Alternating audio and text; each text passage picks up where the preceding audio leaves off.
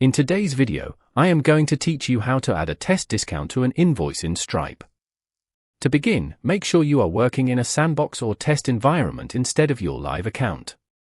This is important because you want to test the discount safely without affecting real customers or live billing data.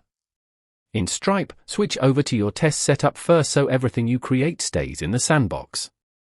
Once you are in the correct environment, go to the product catalog section and open coupons. From there, click Create Coupon. This is where you will build the discount that you want to apply to the invoice. You can choose either a percentage discount or a fixed amount discount, depending on the type of test you want to run. Enter the coupon details, review the settings, and then save the coupon. After the coupon is ready, move to the billing section and open Invoices. At this point, you can either create a new invoice or open an existing draft invoice in your test environment.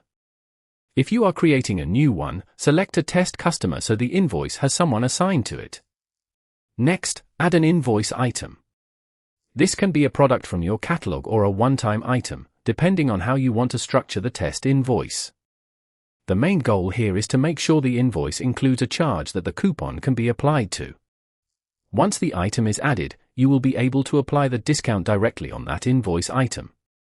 Now find the invoice item and open Item Options. In that menu, choose Add Coupon. Stripe will show the coupons available in your test environment. Select the test coupon you created earlier. As soon as you apply it, Stripe will update the invoice total so you can confirm that the discount is being calculated correctly. Take a moment to review the invoice carefully. Check that the discount appears where expected and that the total reflects the reduced amount. This is the best time to verify that your test coupon is behaving the way you intended before moving forward. When everything looks correct, click Review Invoice. Then finalize or send the invoice within the sandbox environment, depending on what part of the workflow you want to test. Finalizing the invoice lets you confirm that the discount remains in place through the rest of the invoicing process. That covers everything you need to know.